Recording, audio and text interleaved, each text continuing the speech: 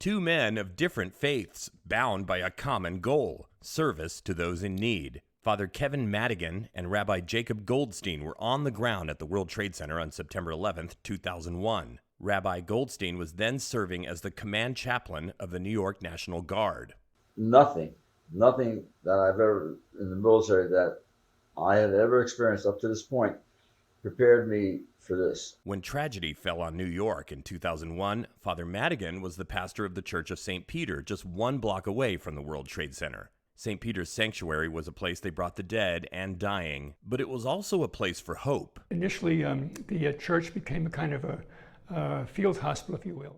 Fr Madigan shares a touching story he frequently reflects on. A doctor passing by rushed into the building and tore up the altar cloths to use as tourniquets for the injured. The doctor, who was Jewish, returned a week later to apologize to the priest for damaging the cloths. It was a mitzvah, a good deed, and I think it was very important for us that what we use for our sacred services were now used to save lives, and this is part of what our faith is all about. Meanwhile, Rabbi Goldstein was called to action to tend to the dead and dying and support those involved in rescue efforts.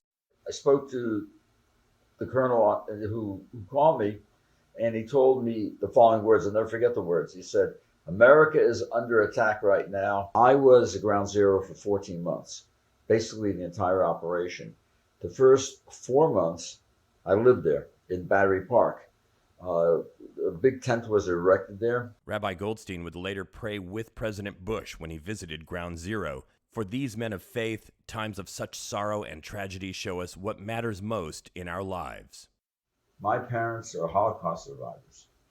They survived Hitler's concentration camps. It was important to be there, to be able to be part of history. And I would not say pay back America, but definitely thank America. Strewn amidst the ashes were 2 things that were significant: of computer printouts of stock prices and things like that, and the other was family pictures. And again, that was what summed up the lives of those people who perished there. 20 years on, both men say they try not to dwell on the past, but try to remember in those weeks surrounded by so much tragedy, the goodness of the people who pitched in to help out.